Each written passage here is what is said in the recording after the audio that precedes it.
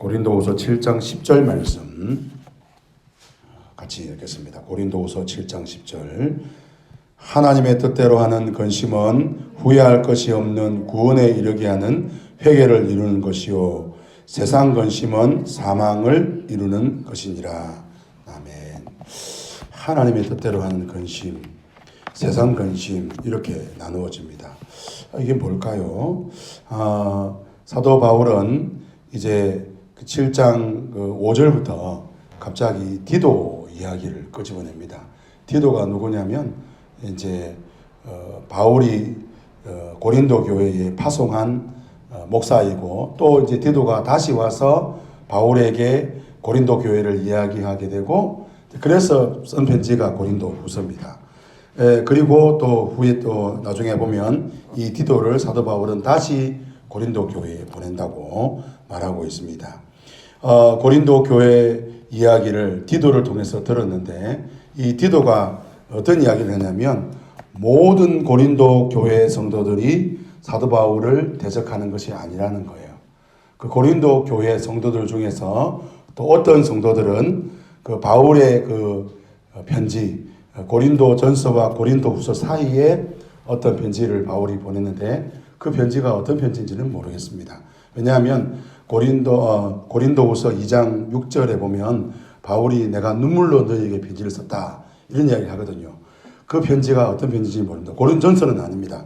그런데 어쨌든 간에 이 편지를 통해서 고린도 교회 성도들 중에서 어떤 성도들은 회개를 하는 거예요.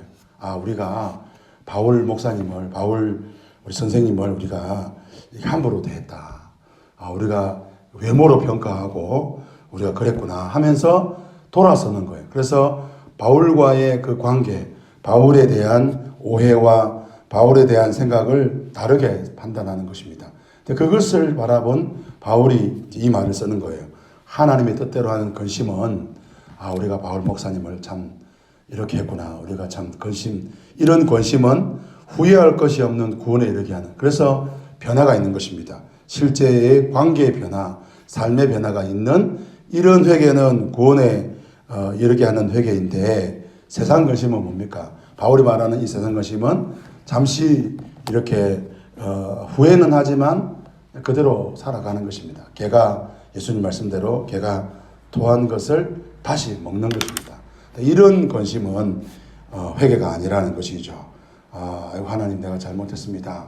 우리 그렇게 할 수 있지 않습니까? 그런데 그러고 나서 똑같이 이제 그런 죄를 지으면 그것은 하나님이 원하는, 하나님의 뜻대로 하는 회개, 근심이 아니라는 것이죠. 오늘 이 짧은 한 구절의 말씀을 통해서 우리가 하나님 앞에서 믿음으로 살아간다는 것이 뭔가, 회개는 면죄부가 아닙니다. 회개는 삶의 변화를 말하는 것이죠.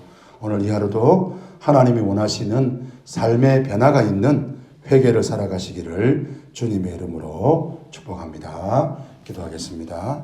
하나님 우리 아버지 감사합니다. 오늘도 말씀을 통하여서 우리의 삶을 다시 돌아보고 우리가 어떻게 살아야 될지를 깨닫게 해주시니 감사합니다. 하나님이 기뻐하시는 회개, 하나님이 원하시는 회개를 살아갈 수 있는 저희들이 될 수 있도록 은혜를 베풀어 주시옵소서.